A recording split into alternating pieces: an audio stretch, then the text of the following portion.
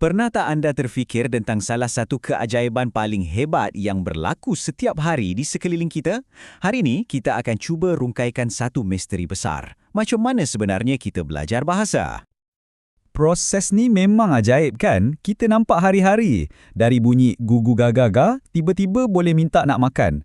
Tapi di sebalik keajaiban ni, ada satu perdebatan besar yang dah buat para saintis pening kepala selama berpuluh-puluh tahun. Nah, persoalan inilah yang mencetuskan beberapa teori besar yang cuba jelaskan macam mana benda ni boleh jadi. Jom kita lihat jawapan besar yang pertama sekali dikemukakan. Okey, jom kita mulakan dengan teori yang paling senang nak faham, iaitu teori behaviorisme. Teori ni anggap bahasa bukan sesuatu yang istimewa pun, ia cuma satu lagi tingkah laku yang kita belajar macam benda-benda lain. Asas teori ni yang dipelopori oleh tokoh macam B.F. Skinner ialah satu konsep yang dipanggil tabula rasa. Bayangkan minda bayi itu macam kanvas kosong, putih bersih. Persekitaranlah yang akan melukis dan mewarnakan corak bahasa atas kanvas tu. Jadi, macam mana proses ni berfungsi? Senang je sebenarnya. Mula-mula ada rangsangan. Contohnya, bayi tu dengar mak dia sebut bola. Lepas tu ada gerak balas. Bayi tu cuba tiru bunyi tu. Akhir sekali, kalau sebutan dia betul, dia akan dapat peneguhan positif. Pujian ke, senyuman ke. Betul-betul macam kita latih gurung kakak tua kan? Semuanya pasal tiru, ulang dan dapat ganjaran. Ni contoh paling klasik lah. Budak tu sebut perkataan susu dan dia terus dapat ganjaran, iaitu susu tu sendiri. Lama-kelamaan, kaitan antara perkataan dengan ganjaran tu akan jadi satu tabiat yang sangat kuat. Jadi, poin utamanya kat sini ialah, bagi behaviorist, tak ada apa-apa yang ajaib pun pasal bahasa. Kita belajar bahasa sama macam kita belajar ikat tali kasut atau naik basikal. Tapi, pandangan ni tak bertahan lama. Ia dicabar habis-habisan. Kat sinilah ceritanya jadi makin best.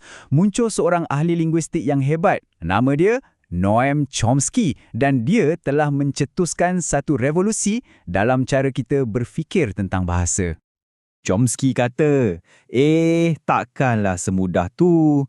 Cuba tengok, kanak-kanak boleh hasilkan ayat yang diorang tak pernah dengar pun sebelum ni. Diorang buat silap tata bahasa yang kreatif. Ini bukti jelas, ia bukan setakat tiru-tiru je. Mesti ada sesuatu yang lebih mendalam sedang berlaku dalam otak diorang. Didatang dengan satu idea yang wow, memang radikal masa tu.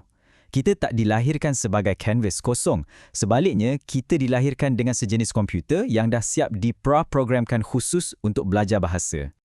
Chomsky panggil komputer ni peranti pemerolehan bahasa, atau senang cerita, LAD. Bayangkan macam dalam otak kita ni dah ada satu set Swiss Universal untuk tata bahasa. Bila seorang bayi tu terdedah kepada mana-mana bahasa, tak kisahlah Melayu ke, Inggeris ke, Jepun ke, Swiss ni akan terpasang secara automatik. Ini membolehkan dia kesan corak dan peraturan bahasa tu. Menurut Chomsky, inilah yang menjadikan kita manusia ni unik, tak sama macam haiwan lain. Idea ni selari dengan satu lagi pandangan, iaitu pandangan kognitif. Fikirkan macam sebatang pokok. Bahasa tu macam dahan dan daun, tapi ia hanya boleh tumbuh dengan subur bila akar pemikiran, iaitu kefahaman tentang dunia, dah cukup matang. Contohnya, seorang kanak-kanak tu kena faham dulu konsep ketiadaan atau tak ada, barulah dia boleh guna perkataan macam hilang. Akal dulu, baru bahasa. Okey, so kita ada dua camp yang betul-betul berlawanan kan? Satu kata persekitaran yang membentuk kita, satu lagi kata kita dah ada program biologi dalaman. Habis tu, macam mana kalau dua-dua sebenarnya betul? Jom kita tengok teori seterusnya yang cuba satukan dua idea ni. Inilah dia, teori interactionalist yang muncul sebagai jalan tengah. Teori ni tak tolak pun idea mesin bahasa semula jadi tu, tapi ia tekankan yang mesin tu perlukan input sosial untuk berfungsi. Jadi, ia bukan lagi alam semula jadi lawan asuhan, tapi alam semula jadi dan asuhan. Kedua-duanya bekerjasama. Pendorong utama kita belajar bahasa. Sebab kita ada keperluan asas untuk berhubung dengan orang lain. Simple. Macam menari lah. Awak mungkin ada bakat semula jadi untuk menari, tapi awak tetap perlukan pasangan untuk betul-betul belajar langkah-langkah tarian tu kan. Interaksi sosial itulah pasangan tarian kita.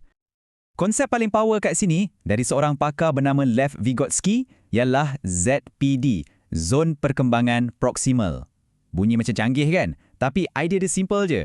Ia adalah zon pembelajaran terbaik di mana seorang yang lebih mahir, macam ibu bapa atau guru, memberikan perancah atau scaffolding.